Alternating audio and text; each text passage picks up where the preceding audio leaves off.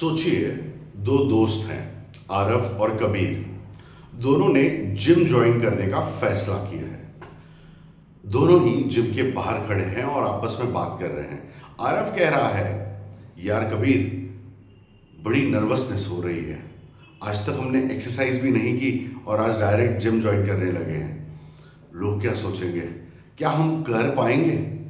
यार मैं तो सोचता हूं कि अगले हफ्ते से ज्वाइन कर लूंगा। और यहीं पे कबीर वो कहता है, बात तो सही है, हमने आज तक एक्सरसाइज भी नहीं की, पर शायद इसीलिए जिम लगाना जरूरी है। हाँ, लोग तो कुछ न कुछ सोचेंगे, पर उससे हमें क्या करना। हाँ, तकलीफ तो होगी, पर शायद इसीलिए जिम लगाना जरूरी है। कबीर अंदर चले जाता है, आरव घर चले जाता है। 1 साल बाद आरव ने आज तक जिम ज्वाइन नहीं किया। इनफैक्ट उसका वेट कुछ किलो से और बढ़ चुका है। वहीं पे कबीर आपसे पहचाना नहीं जा रहा है। Full toned and muscled body के साथ कबीर अपना फ्यूचर एक हेल्दी और फिट इंसान के रूप में देख रहा है। मेरा नाम है पंकज सीके और आज हम बात करने वाले हैं why being uncomfortable is the new super power.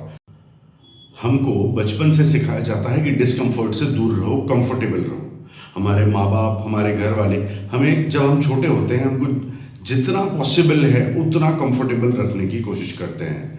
Comfortable room, comfortable bed, comfort food, comfort life, comfort scrolling.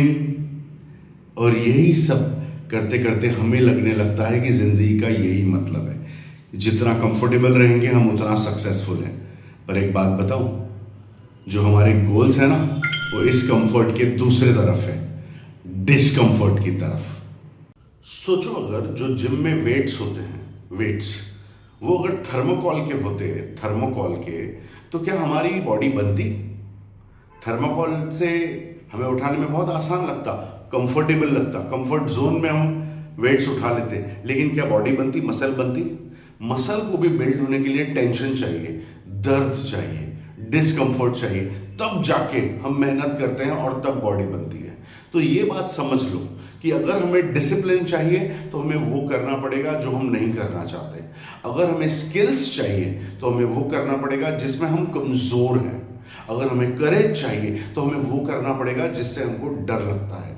Emotional maturity अगर आप चाहते हो तो अपनी भावनाओं को फील करो। भावनाओं से दूर भाग के गलत आदतों में मत पड़ जाओ। मैं जानता हूं ये बातें कुछ चुभने वाली होती हैं, बट मैं क्या करूं? Being uncomfortable is the new super power. ये समझाऊं कैसे? एक उदाहरण देता हूं कि सोचो, अगर एक कंपनी में एक नया इंटर्न अपनी कंपनी के सीईओ को बोलता है कि सर, मुझे आपकी एक प्रोजेक्ट के लिए हेल्प चाहिए। क्या ये रिस्की है? क्या ये डरावना है? पर क्या इससे उसकी लाइफ बदल सकती है? यस, बदल सकती है। ऐसा नहीं होता जिंदगी में कि हम कंफर्टेबल बैठे रहें और ग्रोथ होती रहे। ये याद रखना। सोचिए, एक बच्चा, एक लड़का जिसको पब्लिक स्पीकिंग से बहुत डर लगता है और वो स्टेज पे जाता है, डरा हुआ है, दिल धड़ धड़ धड़ धड़ कांप रहा है। लेकिन वो शुरुआत करता है पहली बार, टूटा फूटा ही सही, एक सेंटेंस बोलता है। हाँ, लोग देखते रहते हैं उसको, बट इससे पहले कि लोग कुछ रिएक्ट करते वो चले जाता है। अब सोचो, अगली बार जब वो आएगा तो कितनी प्रैक्टिस के साथ आएगा। हाँ, वही नर्वसनेस रहेगी, वही दिल धड़केगा, पर वो करेगा क्योंकि उसने एक बार किया है। ऐसे ही उसकी आइडेंटिटी बनती जाएगी। एक बात याद रखना, डर भागता नहीं है, एक्शन लेने से मरता है। हमारी जो इमेजिनेशन होती है ना, उसमें डर बड़ा लगता है, लेकिन जैसे हम छोटी छोटी एक्शन लेना शुरू करते हैं ना, तो पता चलता है कि डर तो उससे भी छोटा है। एक एग्जाम्पल देता हूं। सोचो, आप पूल के पास खड़े हैं, स्विमिंग पूल में, ठंडी का मौसम है, आपको डर लग रहा है कि पानी बहुत ठंडा होगा, इसलिए आप पूल में कूद नहीं रहे हो, आप चक्कर काट रहे हो। और उसी समय एक और छोटा बच्चा आता है और वो सीधा आके पूल में कूद जाता है। तो क्या हुआ?